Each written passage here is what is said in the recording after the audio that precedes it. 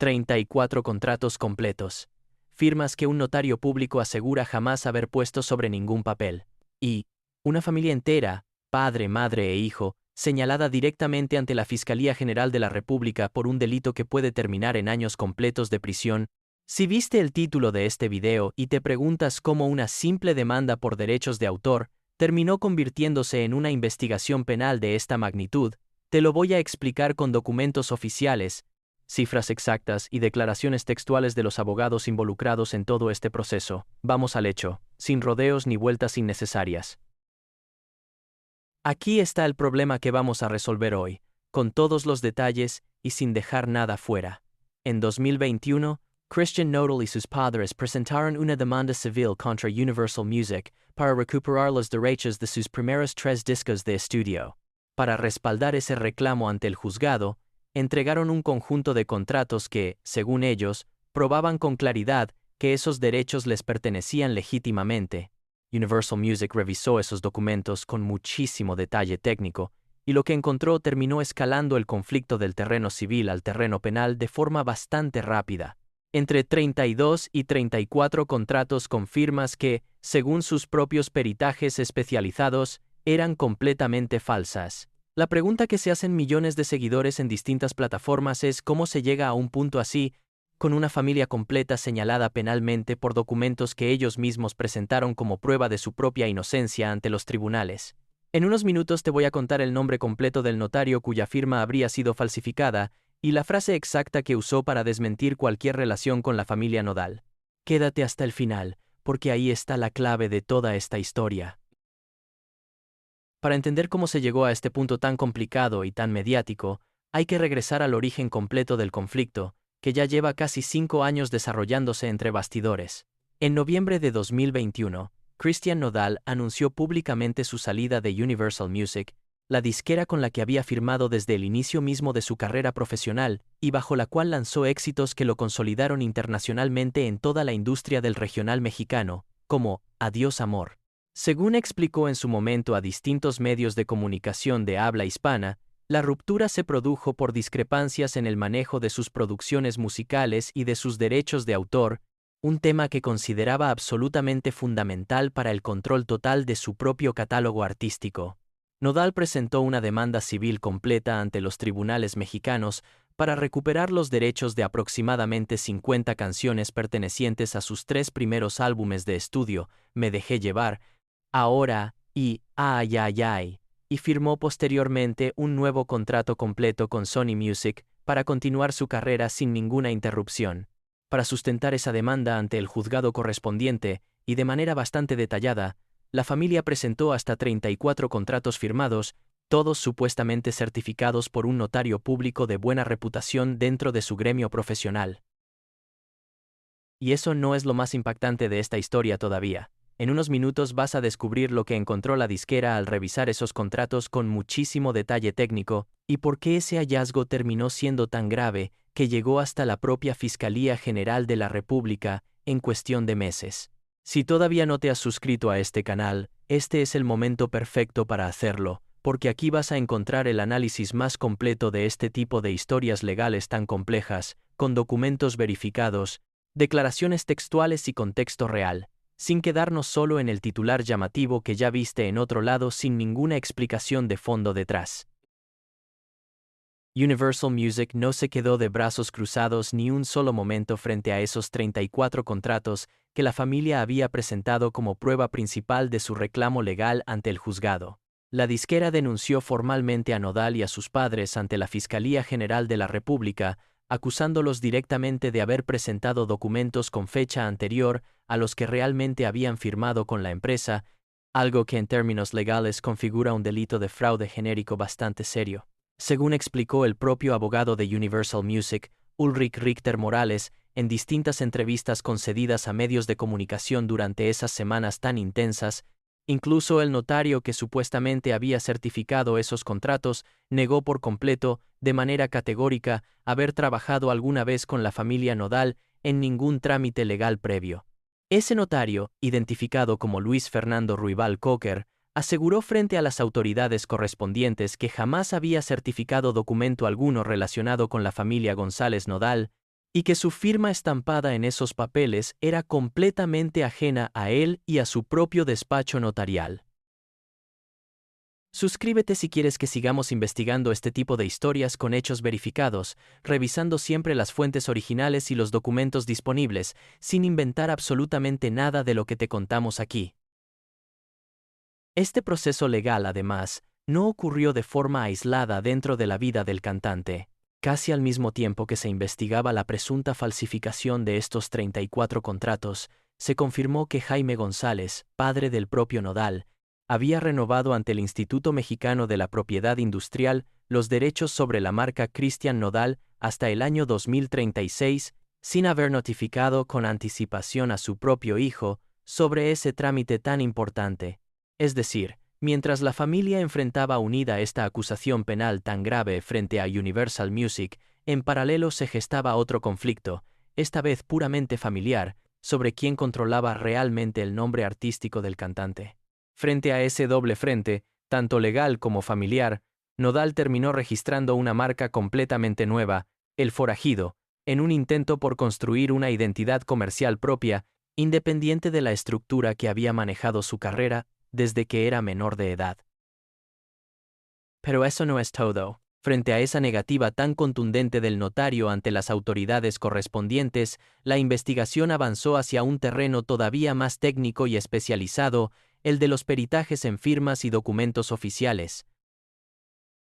Los peritajes de grafoscopía, es decir, los análisis técnicos especializados en comparar firmas y rúbricas realizados por expertos oficiales asignados directamente al caso por las autoridades, señalaron que las firmas presentes en esos documentos no coincidían en absoluto con las del notario involucrado en todo este proceso. En total, dependiendo de la fuente periodística consultada durante la cobertura de este conflicto, se habló de entre 32 y 34 contratos con presuntas firmas apócrifas, todos vinculados directamente a los 3 discos completos en disputa entre ambas partes dentro del litigio civil original que sigue abierto hasta hoy. El 22 de septiembre de 2025, la carpeta de investigación por la presunta falsificación fue judicializada de manera completamente formal ante las autoridades correspondientes, lo que significaba, en términos prácticos, que tanto Nodal como sus padres podían ser citados formalmente ante un juez de control federal adscrito al Centro de Justicia Penal Federal del Reclusorio Oriente, en la Ciudad de México, para una audiencia inicial tan importante que definiría los siguientes pasos concretos de todo el proceso legal. Todavía no te he contado la parte que más tensión generó en esas semanas, la que tiene que ver con las consecuencias concretas que la familia podía enfrentar si se comprobaba todo esto ante el juez.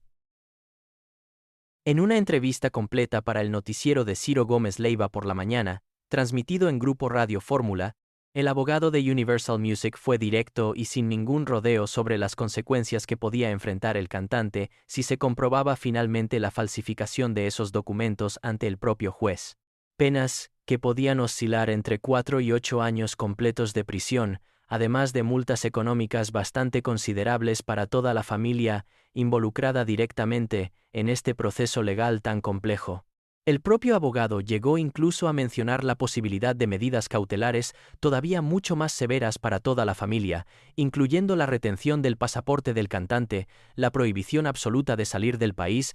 o incluso arraigo domiciliario, señalando textualmente que Nodal se movía constantemente entre distintas ciudades. Un día sabemos que está en Guadalajara, otro día está en la Ciudad de México, otro está en algunos ranchos, sin un domicilio fijo dentro de la jurisdicción del juez que llevaba el caso completo. El 27 de octubre de 2025, Cristian Nodal se presentó personalmente ante la Fiscalía General de la República en la Ciudad de México, respaldado por un nuevo equipo legal, después de haberse separado por completo de sus abogados anteriores en medio de todo este proceso tan desgastante a nivel personal y profesional. En algunos programas de espectáculos de amplio alcance, como Sale el Sol, se llegó a mencionar que Nodal podría enfrentar hasta 34 demandas distintas por separado, una por cada tema individual de cada uno de los 3 discos en disputa, lo que hacía que la cifra total de procesos legales pareciera todavía más abrumadora para el público que seguía de cerca este conflicto tan complejo dentro de la industria musical mexicana.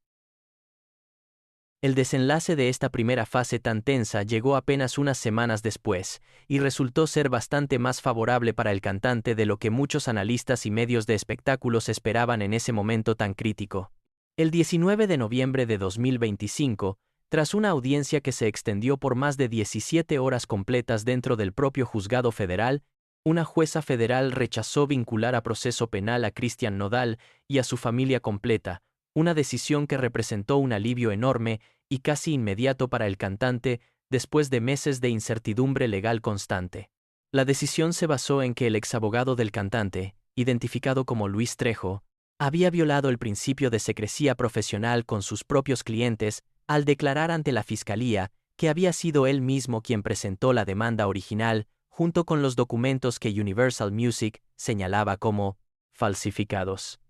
Al considerarse esa declaración como una prueba obtenida de forma completamente indebida, violando la confidencialidad que debe existir siempre entre un abogado y su cliente, la jueza descartó ese elemento clave de la acusación, debilitando de forma bastante considerable el caso penal completo que sostenía la disquera hasta ese momento. Tras salir del juzgado, tomado de la mano de sus padres frente a decenas de cámaras y reporteros presentes ese día tan importante, Nodal declaró frente a la prensa con evidente alivio en su rostro y en su voz. No hay ni un solo papel que justifique las acusaciones. Agradeció la confianza que había depositado en la justicia mexicana durante todo este proceso tan largo, y aseguró que continuaría con la demanda civil original para reclamar los derechos sobre sus discos. Cerró su declaración con un mensaje dirigido a otros artistas jóvenes de la industria. Cuiden qué firman y lo que hacen.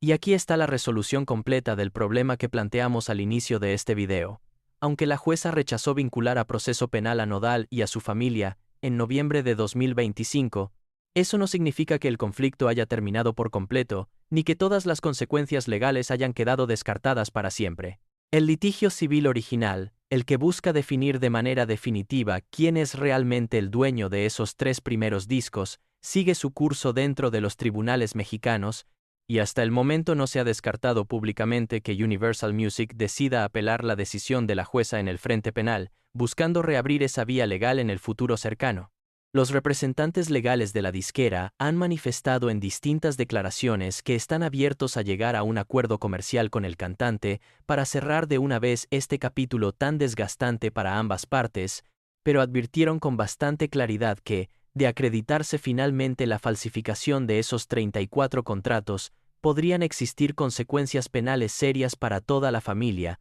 sin importar que las negociaciones comerciales avancen en paralelo por otro canal completamente distinto. El notario cuya firma fue presuntamente utilizada sin su consentimiento nunca retiró su declaración inicial ante las autoridades, y los peritajes de grafoscopía que respaldaron esa versión tampoco han sido invalidados por ninguna autoridad judicial hasta el día de hoy. Es decir, el cantante libró, al menos por ahora, la amenaza más grave de prisión que había pesado sobre él y su familia, pero la sombra de esos 34 contratos sigue sin despejarse del todo mientras el proceso civil continúe abierto.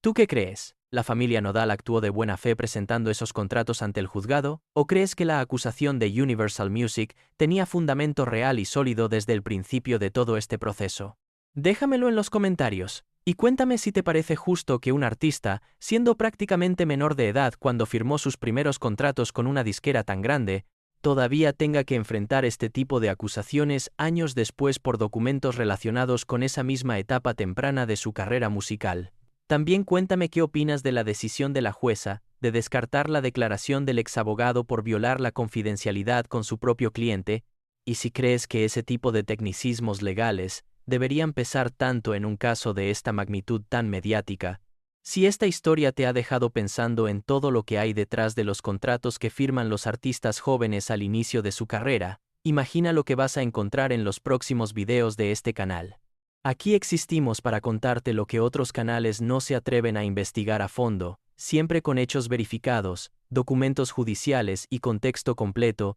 sin inventar absolutamente nada de lo que compartimos contigo cada semana. Suscríbete y no te pierdas nada de lo que viene en las próximas semanas sobre esta y otras historias legales del regional mexicano. Nos vemos en el siguiente video, con más hechos verificados y sin ningún tipo de invención de por medio.